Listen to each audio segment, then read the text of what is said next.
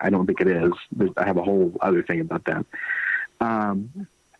But the interesting thing is that years later, when David Berkowitz was arrested for allegedly perpetrating the Son of Sam murders, he started admitting that he committed all these other murders, like ones that the police weren't even aware of or that the police had not attributed to him. And one of those murders was Arliss Perry. And then later he said, no, you know what? I didn't do it. The people who actually killed Arliss Perry were the Process Church. And the Process Church is very well known to researchers, as I'm sure you know too. Oh, yeah, absolutely. Now, let me ask you a couple of questions. Now, did Berkowitz specifically mention Bill Menser? Did he mention what? Bill Menser was involved in the Arliss Perry murder? I think he did, right? I think he did, yes. Yeah. I think he did specifically say Bill Menser, yeah. Okay. But Berkowitz also, I mean, he said a lot of things. Yeah.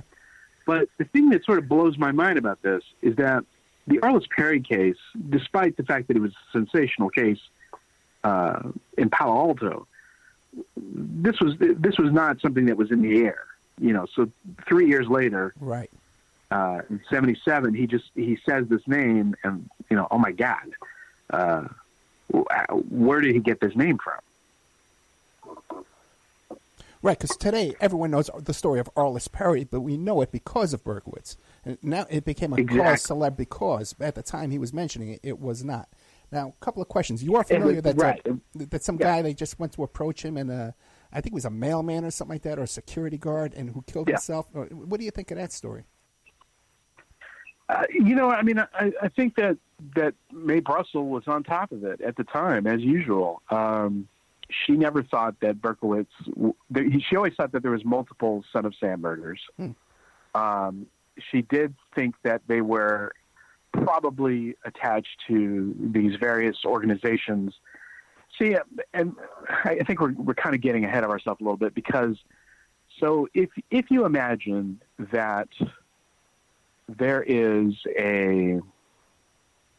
how do I want to put this? We all know that there are vastly more quote-unquote serial killers in the United States than any other country, right? If nothing else, we are the country of serial killers. So why is that the case? Well, part of it is apparently that a lot of these serial killers have had early childhood experiences that appear to have been controlled by one thing or another, including things like the Process Church, which then you end up find have ties to intelligence. Jim Jones is a great example, right?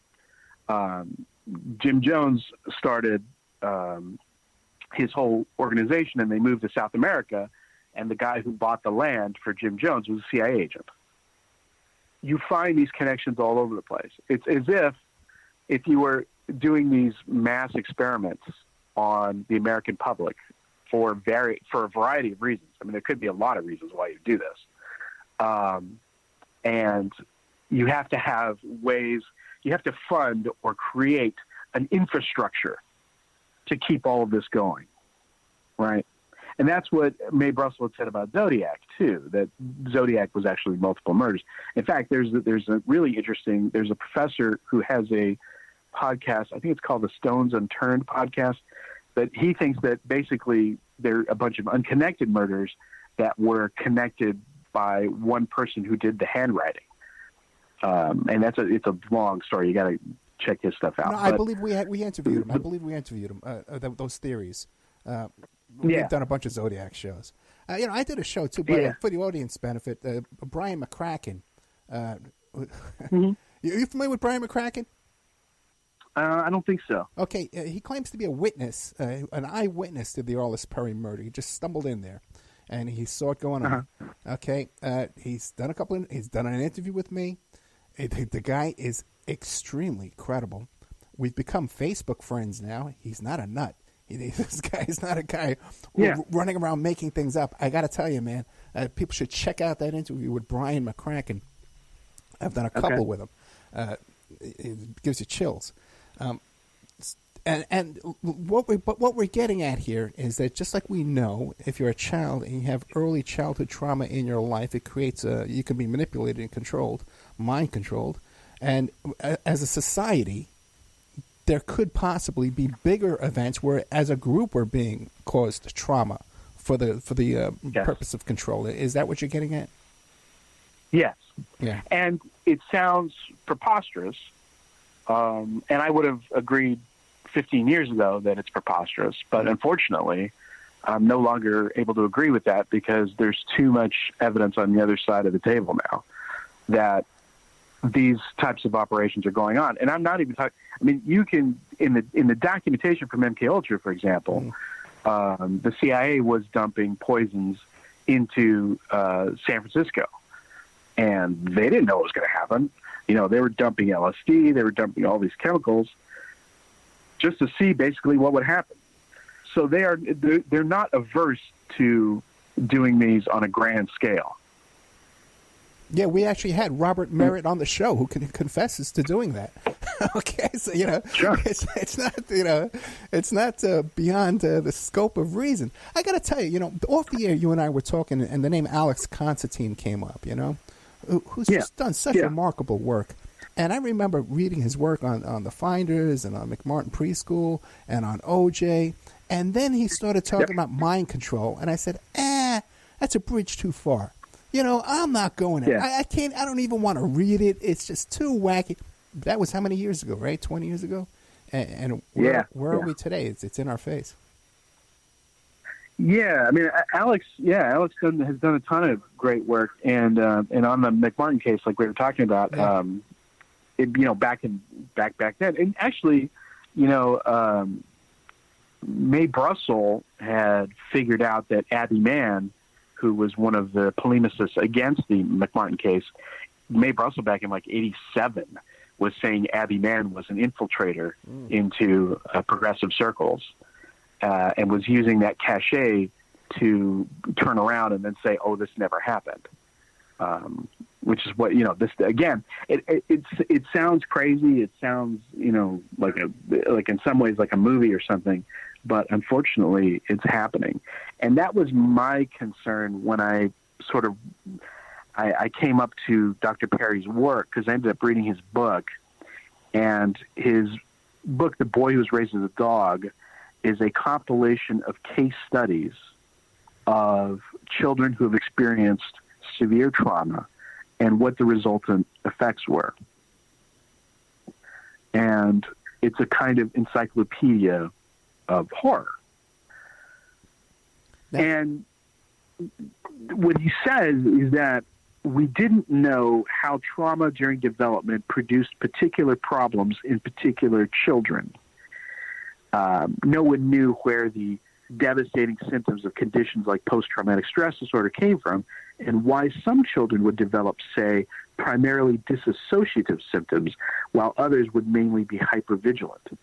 The only way to figure this out was to closely study groups of children immediately after a traumatic event. And it was just his luck that he became the guy that would get sent in when all these terrible things would happen. It was great for his research. Yeah, a couple of questions. This thing about the boy was raised as a dog, is this a true case study? There was a boy that was raised as a dog?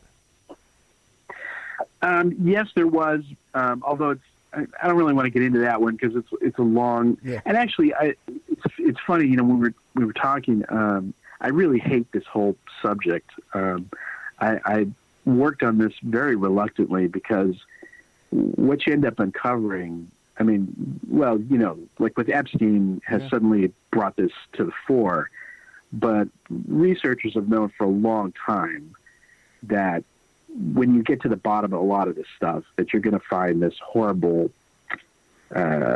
network that is preying upon children in a variety of ways, institutionally and individually. And it just, I always get nauseated when I work on this stuff. But anyway, sorry. But what do you think that what do you think that is? Like when I was reading the Pennsylvania grand jury report that just came out recently about the Catholic Church in Pennsylvania, Yeah. And you could. I encourage people to look it up and just read the first 20-page. They did a 20-page summary at the beginning. I think it's only 14 pages. I always call it 20 pages, but about 13, 14 pages. And it's in plain English. And it describes what went on. And when you read this, this institution down there, this was their full-time focus, was more on abusing children than any other project they had going on down there. Now, and when you hear that, you think it's crazy. But what is going on, Mr. Green? That this thread through our society in high places, that's their focus. Yeah. Well, when my wife said something very interesting. Yeah. She said that most pedophiles are disgusted by their own desires. Isn't that amazing? And most of them don't act on it, like as a percentage.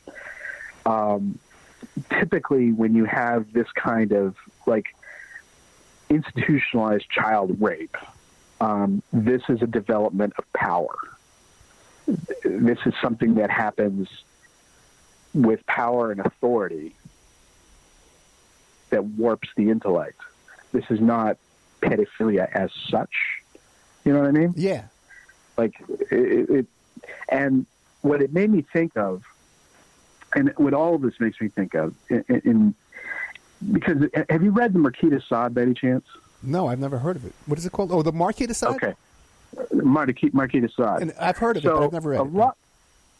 Yeah, so I read a lot of the Marquis de Sade's work. I was working on a paper about him and Plato for a while, and I decided not to publish it. But the Marquis de Sade is not. It's funny. I used to be a film critic, and I went to this film called Quills back in the early 2000s. And in this movie, they portrayed the Marquis de Sade as everybody is reading his work and they're laughing and they're giggling because it's so sexy. Like, the Marquis de Sade is not sexy. If you read The 120 Days of Sodom, yes, it's a description of priests and bankers having horrific sex with children as young as 3. And violence and scatology and all of these horrific things that I suspect are somehow connected to things that are going on now. So 120 Days of Sodom came out in 1785. So right between the United States Revolution and the French Revolution of 1789. And there was libertinism was in the air. The idea of being a libertine, that you no longer had to play by the rules, and you could do anything you wanted to. Well, Marquis de Sade put that into practice. Like, his books are very, like, anything goes, like, unbelievably horrific. And I don't think it's entirely an accident that the great Italian director Pier Paolo Pasolini made a film of the 120 Days of Sodom in 1975, I believe, and it's unwatchable. Yeah, I tried to watch it. I couldn't. Yeah. Yeah, it's just unwatchable. At least for me, it was. And he was murdered 3 weeks before the film was released. Oh, really? Yes, and it's an unsolved murder.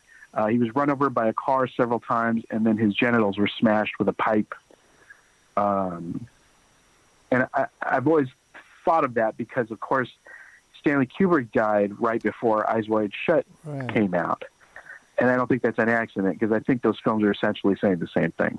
Yeah, and Kubrick, actually, when he lived in that castle, he had a moat around his castle to keep himself under protection.